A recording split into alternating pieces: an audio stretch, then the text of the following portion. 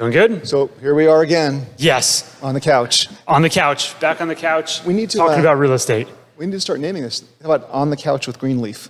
It could go in many directions. That could go in many directions. Maybe we shouldn't do that.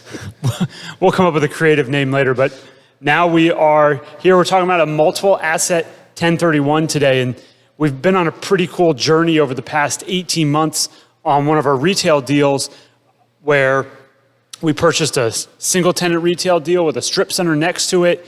We've gone through lots of iterations on how we've made money with that and what we've rolled that deal performance into. So we're talking about Whiskey Road, which was a strip center we purchased in Aiken, South Carolina. Aiken, South Carolina at the beginning of last year, March, I believe. Yeah, so we've owned it for almost 18 months now. But we sold half of it. Right, so we had the Panera and a 3-tenant strip mall. And originally, honestly, the game plan was to sell the Panera first, because that was where the value was, and then sell the strip mall later. But then when we discovered strip mall is like management, and we have to dedicate time. we have to do work on it. We have to do stuff. And so we said, hey, you know what? Let's sell the strip mall, because the strip mall has some good value, and keep the Panera. And the Panera, it's a great asset. Great brand, great asset. And so we made the right decision. We sold the strip mall. We made good return. We made a 40% plus return on it. Yeah. Yes, we got all of our money out of the deal, and we made 44% IRR for the time that we held it. So essentially, we own the Panera. Panera's roughly worth about 2.7, 2.8 million. We're in the Panera basically for $600,000. So we essentially created $2 million worth of equity in that Panera through this whole sale. And then after we sold the strip mall, we did what we're talking about now. Yeah, so we used a 1031 exchange, and we've done that on a lot of our deals where when we have gains, we are using the 1031 to roll them into another acquisition. And in this case, we did it to 2 locations. So we purchased an Applebee's in Killeen, Texas, and now an Applebee's in Sumter, North Carolina. And the one in North Carolina, it's pretty exciting. It's a big moment for Greenleaf because that's our 100th deal entity. So we've done more than 100 deals, but we're finally at the point where we're at basically Greenleaf Investment Partners 100.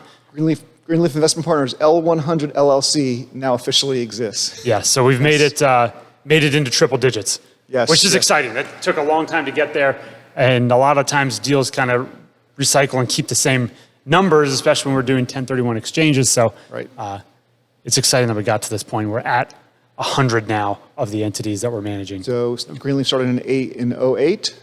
So it took a few years. It took a few years, but I think that's okay. Yeah. I think that's pretty good close rate. So Sumter, South Carolina, we found this Applebee's, and it's actually with someone we've done deals with before. Yes. And it was actually an off-market deal too. So this was purely relationship-based. Yeah. And even better, it's this was a corporate Applebee's. So many years ago, Applebee's corporate took over one of the franchisees' locations, restructured them, and so this was actually a corporate location. And better yet, our Applebee's Seneca location, which is also corporate, is going to be the same franchisee as this one, because literally corporate is spinning them off right now. And so we're going to have these 2 new Applebee's with this new franchisee, which lets us build a relationship with a new franchisee, which is great because remember, this is all relationship based. And we have a 3rd Applebee's right now under contract in Greenwood with the same franchisee. And so we're going to have 3 Applebee's locations with this one franchisee as long as we close on our 3rd one. And so we're building this relationship. It's everything we want to do. And these are great locations. We are buying the locations that make sense, that are good businesses with good sales, good revenue, good locations. And this Sumter location, fits all that. And the other thing is too, and this should give everyone confidence in the Sumter deal, the broker actually made up the broker who sold it to us. Yeah, he invested in the deal as well too. So he said, no, you don't need any to fundraise on this. I'm going to give you the rest of the money to fundraise for this. So the broker actually invested with us in the Sumter deal, along with the original Whiskey Road investors. So how much better does it get when the broker who sells you the place wants to invest in it? Yeah, so we're in a great position now. Our original investment, again, only 18 months ago, we made 44% return on that initial investment in about a 13-month time frame. And then we use that to buy 2 new Applebee's. So now we have 3 assets from the original investment. Our equity is, again, 44% higher. And now our cash flows are almost double as what they were when we first went into it. Cash flow is higher. And just to remind everyone, the first purchase was the Applebee's Killeen location in Killeen, Texas, which was the highest revenue producing Applebee's we've ever seen. It's right outside the military base. Yep. Our banker went there.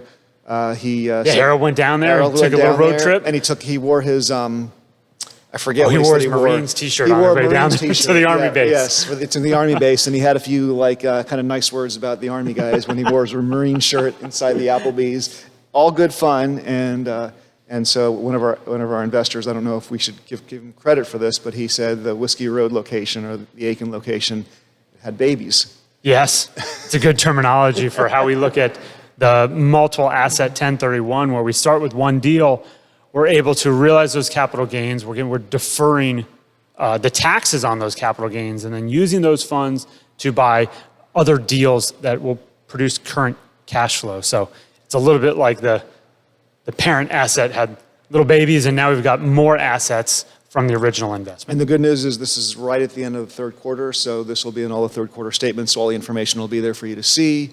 And quarterly payments will start because this is going to meet Pref's day one. Colleen's met Pref's day one. Panera's on Pref's day one. Yeah, they're all making current distributions and caught up. Paying in excess and Pref's right now. So all good news for our investors and for Greenleaf. Cool. All right, that's it for today. Keep in mind, every Thursday, 1 o'clock, we are here with additional updates on what we're doing either at Greenleaf or what we see going on in the commercial real estate space. So check us out on the other ones. Thank you. Thanks.